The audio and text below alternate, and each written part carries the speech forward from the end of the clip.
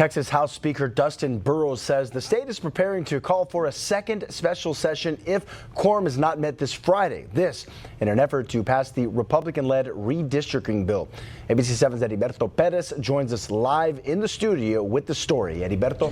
Good evening, Paul. Today we learned that all 4 state representatives in the El Paso legislation remain where they were when we first reported it last week. State Representative Moody is still in Austin. Representative Mary Gonzalez whereabouts are unknown, although she appeared on a Zoom call hosted by Democrats last week. Representative Vince Perez said he's still in Illinois, and Representative Claudia Ordaz did not respond to our request today, though she had previously said she was staying away due to health reasons.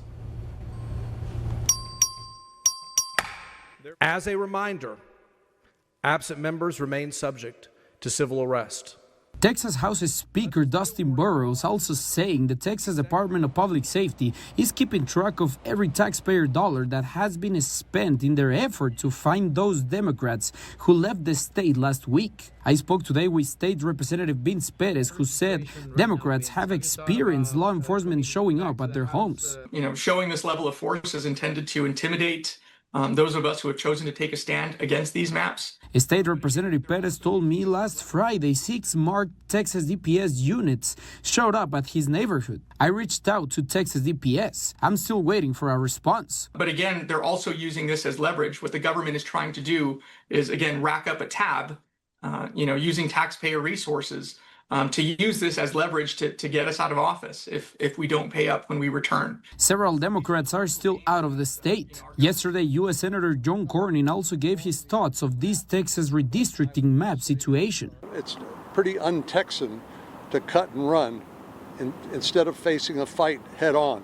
But State Representative Perez believes if passed, this map will impact communities like El Paso. I think that this map is going to have detrimental impacts not just on El Paso, but the millions of other Texans throughout the state who look like many of the residents in our community.